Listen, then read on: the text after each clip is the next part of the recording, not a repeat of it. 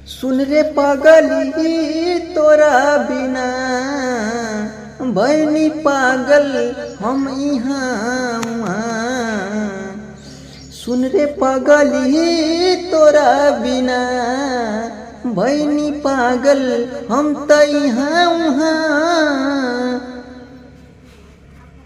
मोर बरसेला नैना आवे न कहीं चैना। सुन रे पगली तोरा बिना भैनी पागल यहाँ उहाँ। मोर बरसेला नैना आवे न कहीं चैना। सुन लागेला अब त जहाँ। सुन रे पगली तोरा बिना भैनी पागल हम त यहाँ उहाँ। हाल एको बेर दिल के न पूछलू ये प्यारी। मोर लुट के खुशी बिराजेलू ससुरारी। हाल एको बेर दिल के न पूछलू ये प्यारी। मोर लुट के खुशी बिराजेलू ससुरारी। हाँ जिए नहीं दिल ये जुदाई।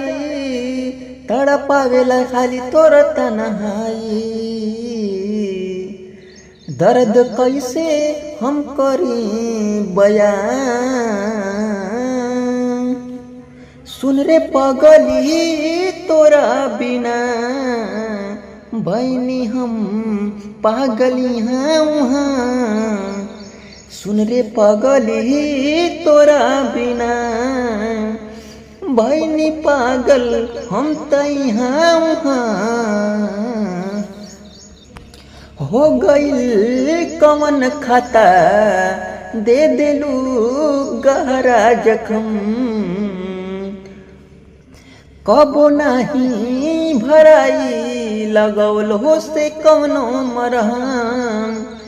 हो गईल कवनो खता दे दिलू तू त गहरा जखम। कबो नहीं भराई कौनो लगौल हो से मरहम। सुनाए हमर जानू कहेला टिंकू बाबू। बिना तोरा अब जाई कहाँ। सुनाए हमर जानू कहेले टिंकू बाबू तोरा बिना जाई अब कहाँ। सुन रे पगली तोरा बिना